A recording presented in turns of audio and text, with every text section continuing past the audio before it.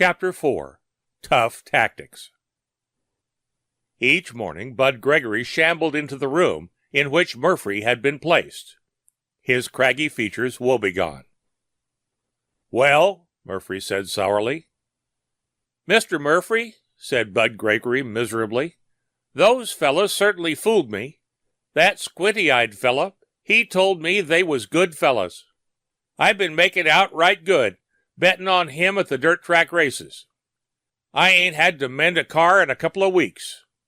I've been eating hog meat and drinking beer and not bothering nobody. But he fooled me." "Evidently," said Murphy. His head was horribly sore where it had been hit. He was sick with impotent fury. He knew now that his guesses in the car had been right. His captors were simply criminals. They could not see beyond that personal benefit any more than Bud Gregory could see beyond his personal aversion to sheriffs, policemen, and regularly scheduled work. "He told me," mourned Bud Gregory, "that if I'd take the dingus off his racing car and put it on another car so's it'd work the same, that his friends would pay me $100 and $10 a day for the use of it. But now they brought me up here, and they say I gotta fix cars that-a-way for all three of them. And if I don't, they'll fill me full of lead." He looked at Murphy as if for sympathy, but Murphy had none for him. When he'd waked from his unwholesome sleep the night before, it was because the car had stopped. It had stopped here, and even in the darkness, Murphy had known it was high in the mountains. The air here was thin and cold. There was a feeling of mountains all about. There was a stone wall and a locked doorway, and he'd insisted upon an interview, and the results were unsatisfying. This was a hideout, much more elaborately fitted out than was to be expected of a party of bandits, but their equipment did not mean greater intelligence. His desperate argument for the release of Bud Gregory and himself, that they might tackle the menace facing all America, had been laughed at. It wasn't believable. He couldn't even tell them what sort of device he wanted Bud Gregory to make as a defense of America. He didn't know. So his arguments were dismissed as amusingly phony. His captors wanted the getaway cars Bud Gregory could fix up for them. They couldn't imagine Bud Gregory as usually employed on anything else. They laughed at Murphy, dizzy and sick from having been knocked out, and put off till morning the question of what they should do with so ridiculously implausible a government man, or, to them, detective. Murphy glanced at Bud Gregory. "Just what do you think they're going to do to me?" Murphy asked bitterly. Bud Gregory blinked. He had been so absorbed in his own troubles, actually forced labor under threat of death, that he had not thought about Murphy. "I don't know," answered Gregory.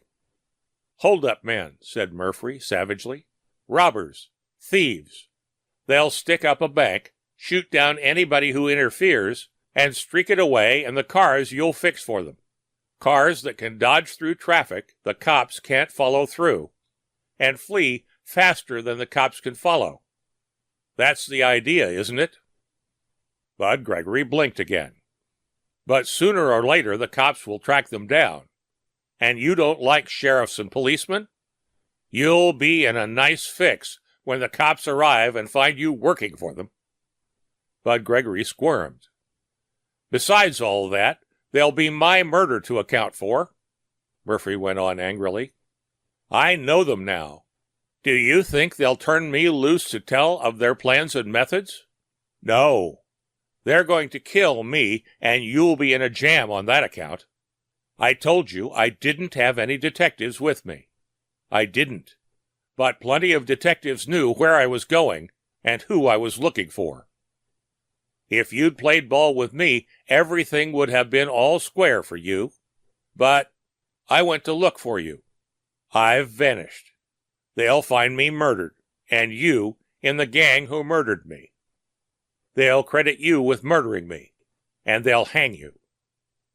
Part of this was nonsense, and the rest of it was bluff. Murphy was furiously certain that he'd be killed, and he knew that no police work was going on anywhere in the United States, beyond an attempt to prevent looting in the cities and some efforts to preserve order among the hordes of refugees. But Bud Gregory could not realize that. And if the law doesn't hang you, Murphy finished in a fine wrath, your friends will kill you sooner or later. When you're no more use to them, do you think they'll turn you loose to talk either?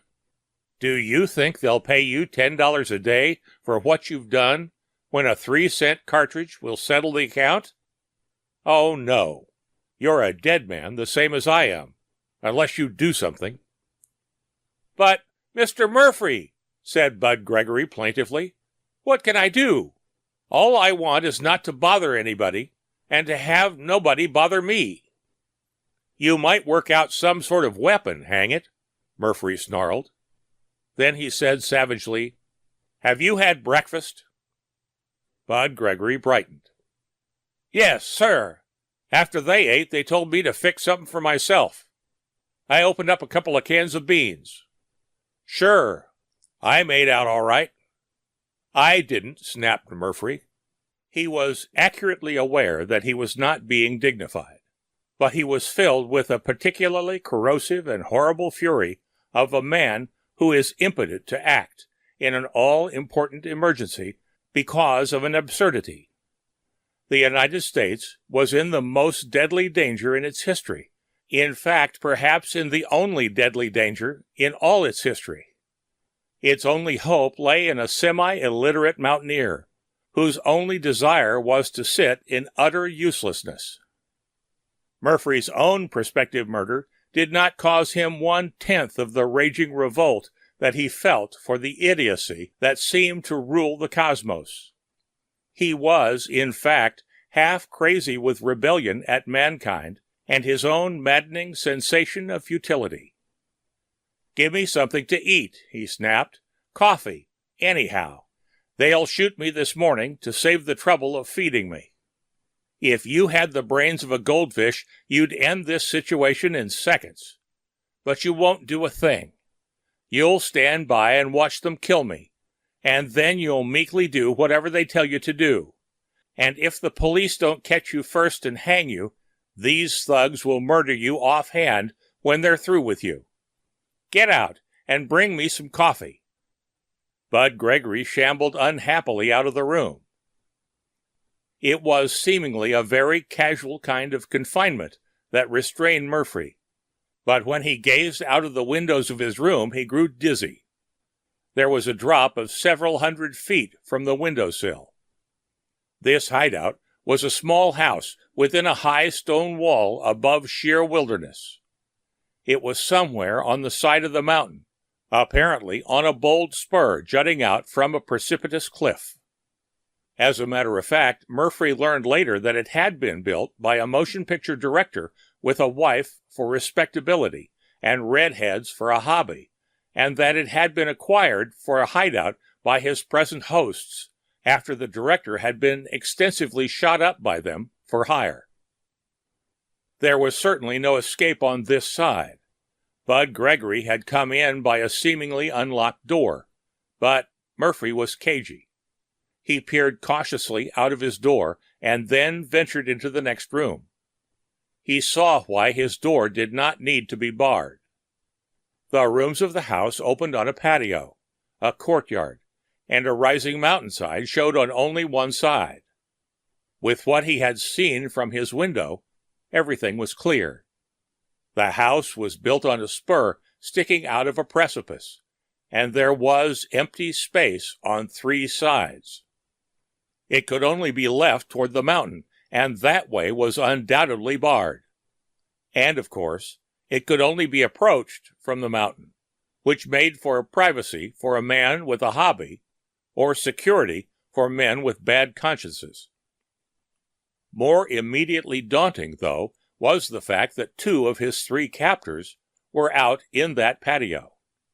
They looked as if they had hangovers, and were in a peculiarly foul mood.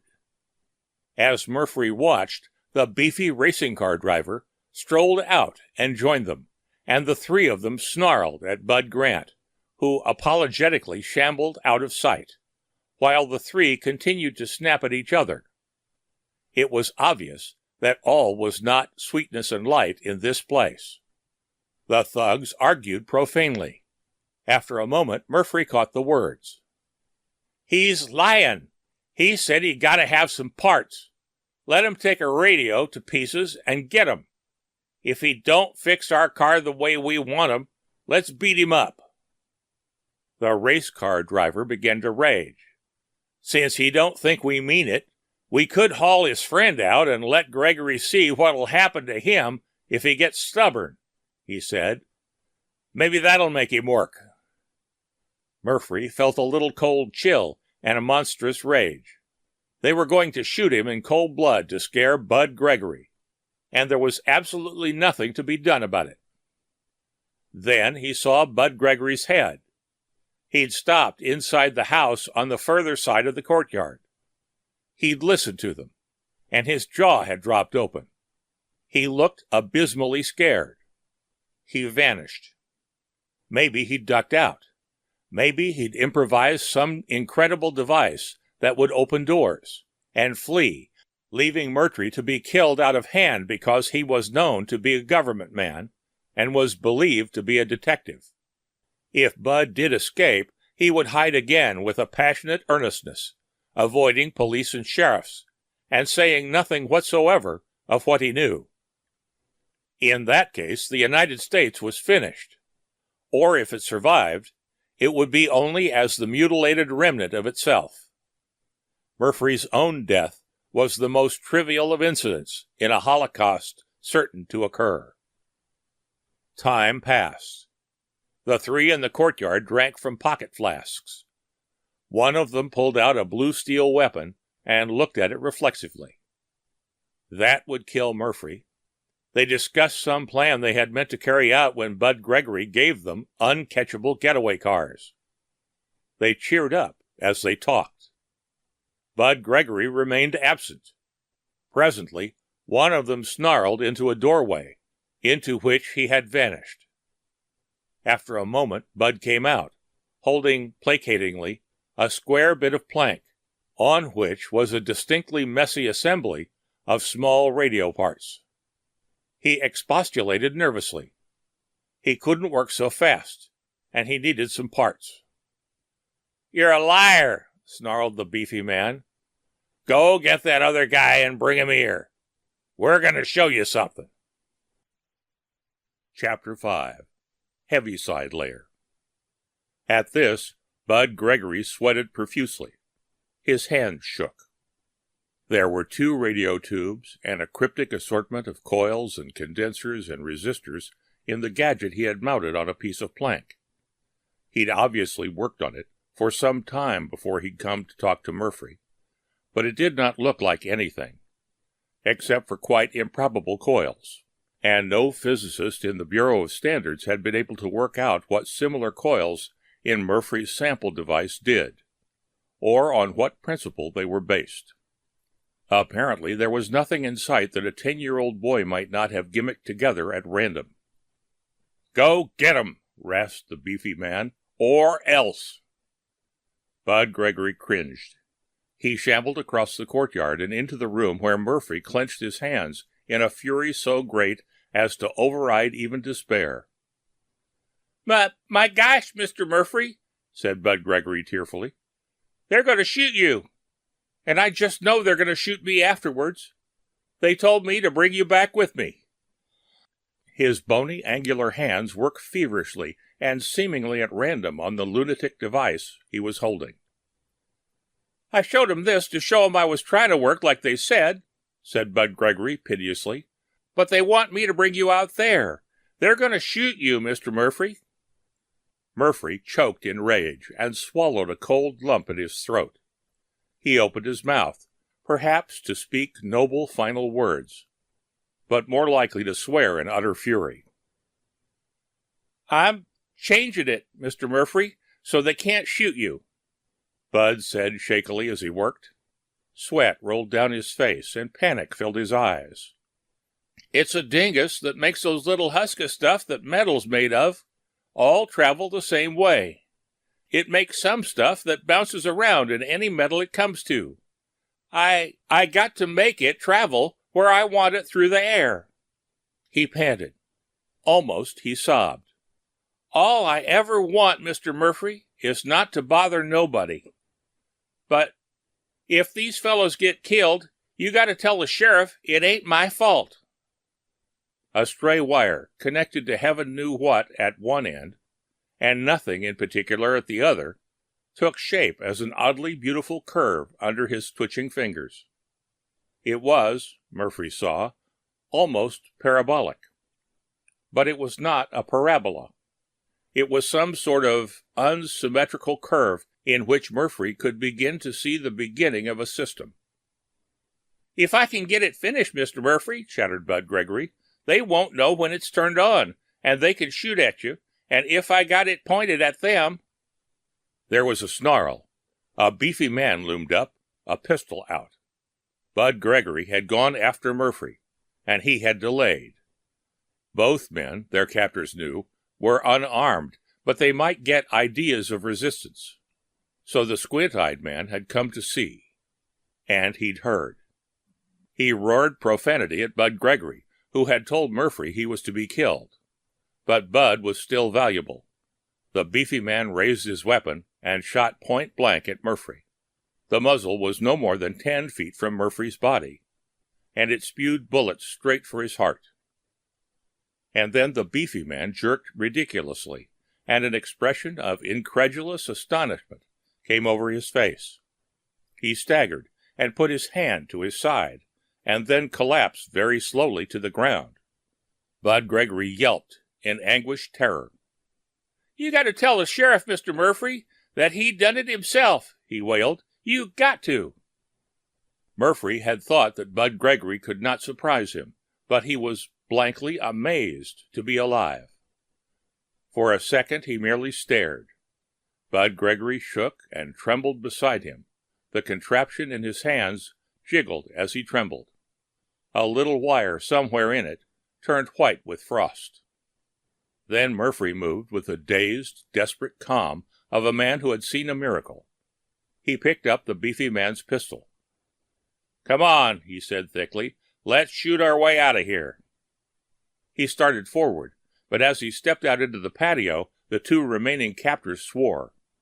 They'd heard the shots. They'd looked for the beefy man to return, driving Bud Gregory before him. When they saw Murphy instead, with the beefy man's pistol in his hand, they gaped at him. "Hands up," said Murphy desperately. He added foolishly, "Surrender in the name of the law." One of the 2 men fired from his coat pocket, a burst of shots which emptied the magazine of his automatic pistol. He collapsed, kicking, to the ground. The other man aimed deliberately, and Murphy tried to shoot him, but the civilized man's instinctive repugnance to bloodshed made his hand shake so he couldn't pull the trigger. The other man fired with a cold precision at Murphy, and dropped dead with a bullet in his brain. His own bullet. Bud Gregory wailed in unholy terror, but he held his little gadget safe, and even remembered to turn it off. Miles away, a secret shortwave set sent a message from a hillside in the United States. Another set received it far away. It went into code, went over a cable in the guise of a completely innocent message, reached the capital of a certain European power, was decoded, and rushed to the ruler of that power. He read it and cursed. The United States could not fight according to law, but it was going to fight in defiance of its own acts of Congress. Orders had been given, and, though illegal, they were being obeyed. Disarmed aircraft were fueling and loading up with bombs. Carriers were putting desperately out to sea, and in a matter of hours the United States would be ready to defend itself. The ruler of the European power was angry. He would have preferred to take over the United States as a merely famine-racked, desperate, and babblingly grateful nation of folks whose spirit had been broken by a war of nerves. He had intended to seize its industrial plants intact and its cities undestroyed. But since the fools had belatedly shown dangerous intelligence and were preparing to fight rather than be destroyed by their traditional reluctance to take the offense, why, they would have to be smashed before they could get ready to resist. He gave crisp, ruthless commands. He didn't really believe they would fight, those democratic fools. Still, in 15 minutes the first salvo of long-range guided missiles would be on the way, and other salvos would follow at 2-minute intervals. And in a matter of an hour or so, North America would be like a knacker's stall, and the rest of the world would have an object lesson. And in the hideout, Bud Gregory sat, with his bones seemingly turned to jelly. "What the devil happened?" Murphy asked unsteadily. "And we've got to get busy making something that'll stop an atomic bomb bombardment of America. Talk, man.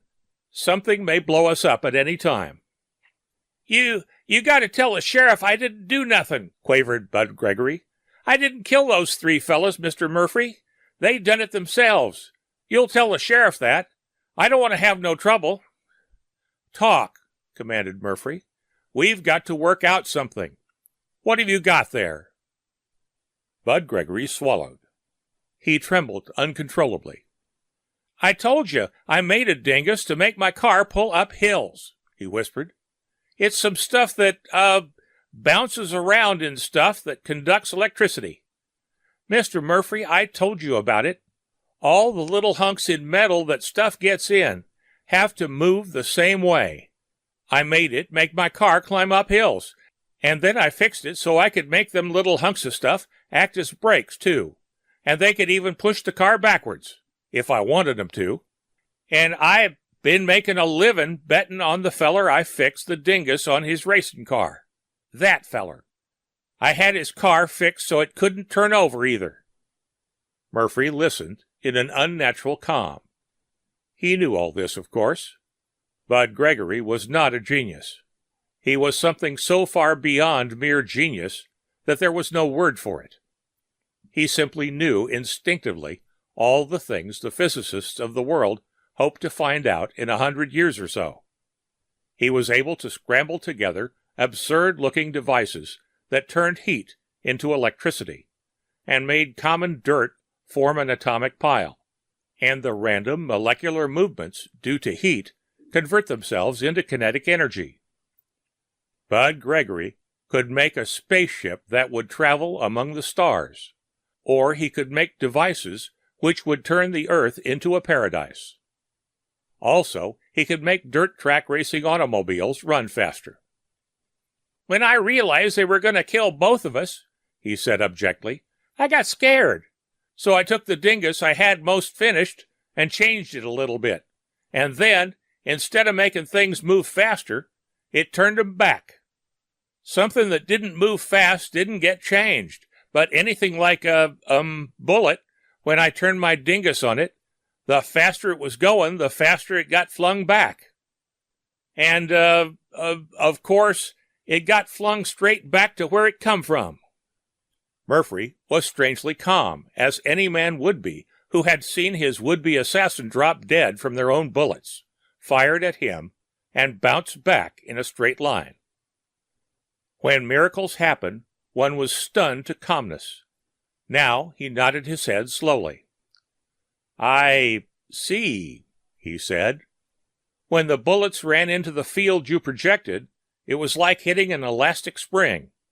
Your field absorbed their energy and stopped them, and then fed their energy right back and made them return to where they came from, in the same line and at the same speed they'd started with. That's it?" "Yeah, Mr. Murphy," said Bud Gregory pallidly. "That's it. You'll tell the sheriff I didn't kill those fellas?" "Oh, yes," said Murphy slowly. "I'll tell him that. I take it you didn't project a field to make racing cars run faster, though?" "No, Mr. Murphy," said Bud Gregory, shivering. "I ran it through a wire to the motor. But I can throw it, and when it hits something that carries electricity, It bounces all around and stays there. It don't bother rocks or glass none." "I see," Murphy said in a numb tone. "Most interesting. Now we've got to stop an atomic attack on America." Then he stood absolutely still for a long moment. "Look here," he said. "Will it bounce around in a gaseous conductor? Gas that has ions bouncing around so it will carry the current?"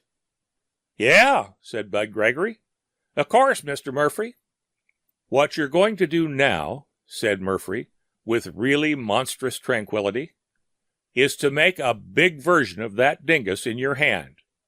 A really big one. So we can turn it straight up and shoot that field into the heaviside layer. Do you know what that is? It's a layer of ionized air that covers the whole Earth, about 15 miles up. You're going to make a dingus that will fix the whole heaviside layer so that anything that's shot into it will be bounced right back where it came from, just like those bullets did. If you don't, I'll either kill you or tell the sheriff on you." Bud Gregory blinked at him. "I don't have to make a big one, Mr. Murphy," he said plaintively. "This here one will fix anything. It don't take no power. The power comes from the things that get flung back. All I got to do is this, Mr. Murphy." He put his preposterous, untidy device on the ground and bent the curiously curved wire so that the flatter part of its unsystematic curve was parallel to the ground. He threw a small switch. The two radio tubes glowed. The small wire turned white with frost. "Nothing can get through the layer now, Mr. Murphy," he said anxiously. "How about this sheriff business?" In the sprawling, far-flung territories of a certain European power, columns of vapor suddenly screamed skyward at breathtaking accelerations. There were hundreds of them. They were the guided missiles which were to destroy America. They carried atomic bombs. They should make the better part of the continent into blasted, radioactive craters. From the nations which were satellites of the European power, other columns of vapor streaked skyward. More bombs.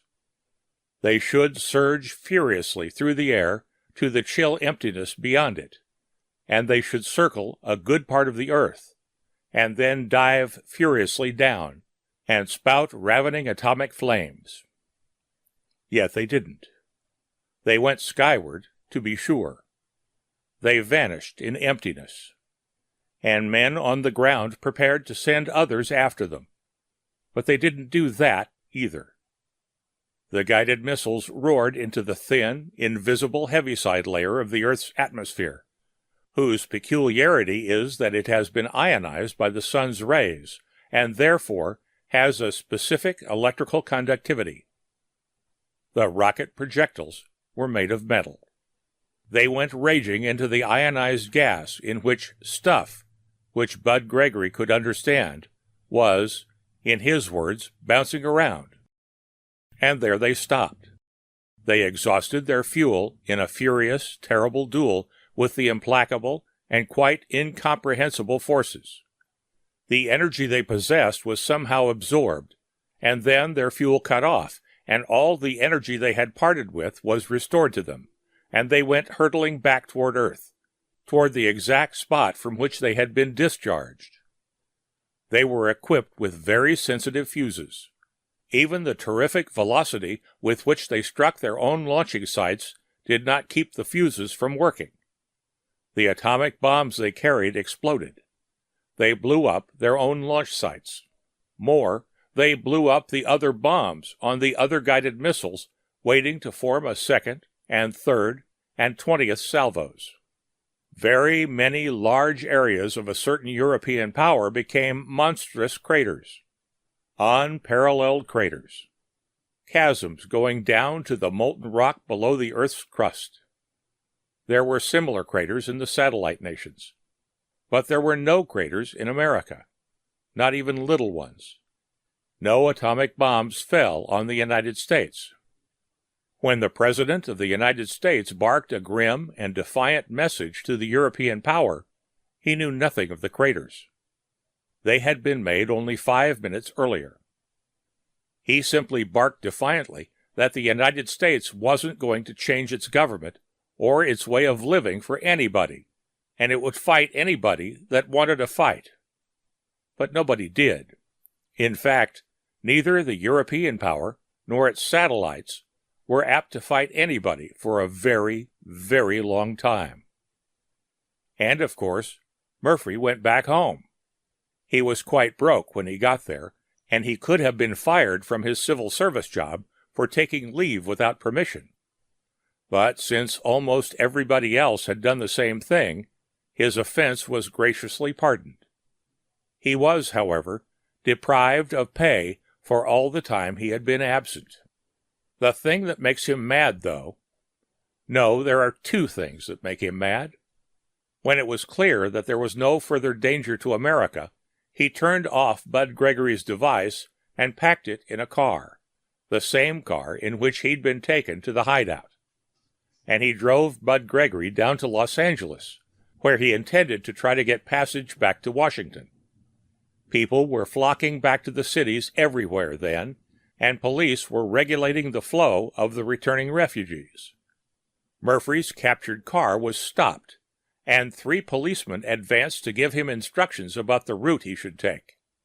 And Bud Gregory couldn't face 3 cops.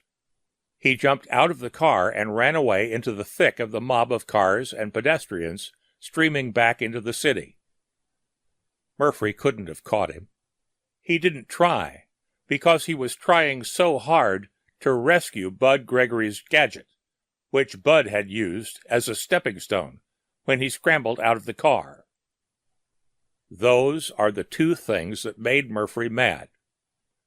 Bud Gregory fled and could not possibly be found, and his device was smashed, so it wouldn't work anymore. Murphy still has it, of course, but he's lost all hope of understanding it. In fact, whenever he thinks about Bud Gregory, he begins to swear. He envies Bud Gregory, but Bud Gregory is something there isn't any word for. The end of The Nameless Something by Murray Leinster.